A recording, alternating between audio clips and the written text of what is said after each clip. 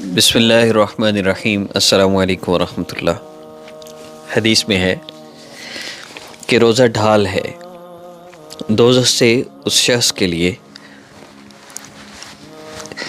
جو صبح اس حال میں کرے کہ وہ روزہ دار ہو، بس نہ جہالت کرے اس روز، اور جب کہ کوئی آدمی اس سے جہالت سے پیش آوے تو اس سے کہہ دے کہ میں روزے سے ہوں، اس سے بری گفتگو نہ کرے، اور قسم اس ذات کی جس کے قبضہ میں محمد صلی اللہ علیہ وسلم کی جان ہے، بے شک بدبو روزہ دار کے منہ کی اللہ رب العزت کے نزدیک مشک کی خوشبو سے زیادہ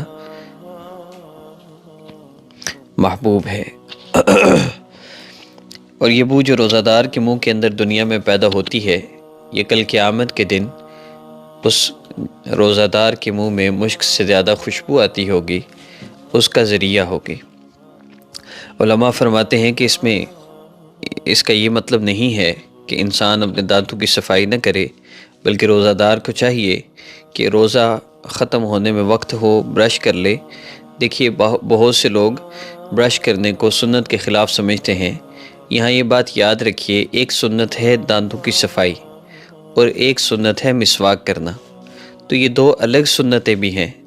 اگر دانتوں کی صفائی مسواک سے صحیح نہیں ہو رہی تو برش کو آپ اس سنت کی نیت سے کہ دانتوں کی صفائی الگ سنت ہے اور مسواک کرنا الگ سنت ہے، تو دونوں کو سنت کی نیت سے استعمال کیا جا سکتا ہے۔ لیکن جو 70 فائدے مسواک کے ہیں، جس میں موت پہ کلمہ نصیب ہونا اور اللہ رب العزت کی رضا کا سبب، شیطان کو غصہ دلانا، شیطان کو تکلیف دینا اور منہ کی بدبو کو زائل کرنا، اور بہت سی چیزیں، 70 سے زیادہ مسواک کے فائدے ہیں جو مسواک سے ہی ملتے ہیں، برش سے نہیں۔ لیکن اگر آپ برش کرتے ہیں تو اس کو بھی سنت کی نیت سے کیا کریں کہ دانتوں کی صفائی کرنا سنت ہے اور میں اس سنت کو پورا کرنے کے لیے برش کر رہا ہوں۔ اور روزہ کے دوران مسواک کر سکتے ہیں، برش نہیں کر سکتے۔ آج کے عمل کی ترتیب کی طرف بڑھتے ہیں۔ اللہ رب العزت کا کرم ہے، اللہ نے ہمیں رمضان کا مبارک مہینہ عطا فرمایا۔ رمضان المبارک کے پہلے 3 ایام میں آپ کبھی بھی کسی بھی وقت اس عمل کو کر سکتے ہیں۔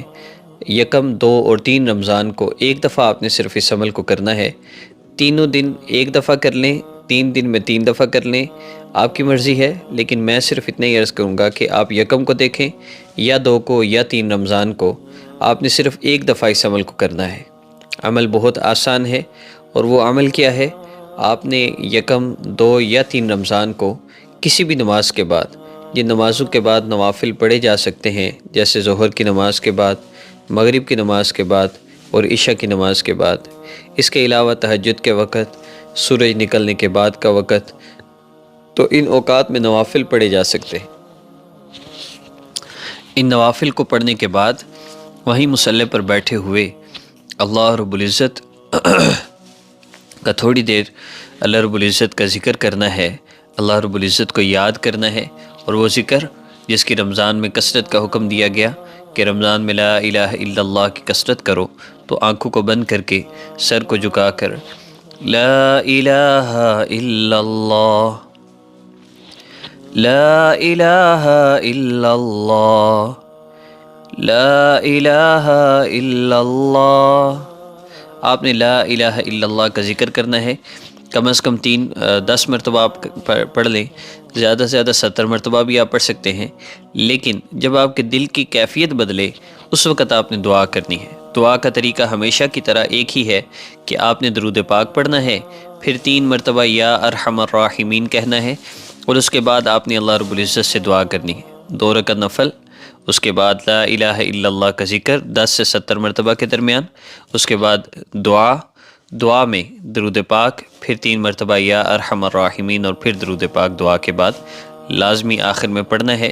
عمل کی عام اجازت ہے، خاص اجازت کے لیے ہمارے چینل کو سبسکرائب فرما لیجئے، بیل آئیکن پریس کر لیں، ہماری ویڈیو کو دوسروں تک ضرور شیئر کیجئے۔ رمضان المبارک کا مہینہ ہے، نوافل فرضوں کے برابر ہیں، فرض 70 فرضوں کے برابر ہے، اس لیے اس بابرکت مہینہ میں زیادہ سے زیادہ اعمال کریں۔ نماز کی پابندی اور گناہوں سے بچنا ہے تو انشاءاللہ ہر مسئلہ حل ہوگا۔ آپ کسی بھی پریشانی کے لیے اس عمل کو کر سکتے ہیں۔ لیکن اگر ہمارے گھر میں کوئی بے نمازی ہے، ہمارے گھر میں کوئی اللہ رب العزت کی نافرمانی کر رہا ہے اور رمضان میں بھی نماز کے لیے نہیں جا رہا، تو پھر ہمارے گھر میں سکون نہیں آ سکتا۔ پیار سے، محبت سے آپ پاؤں پڑ جائیں، ہاتھ پکڑیں، کسی طرح مردوں کو مسجد میں بھیجیں، عورتوں کو گھر میں مصلی پر کھڑا کریں، پھر آئیں گی راحتیں۔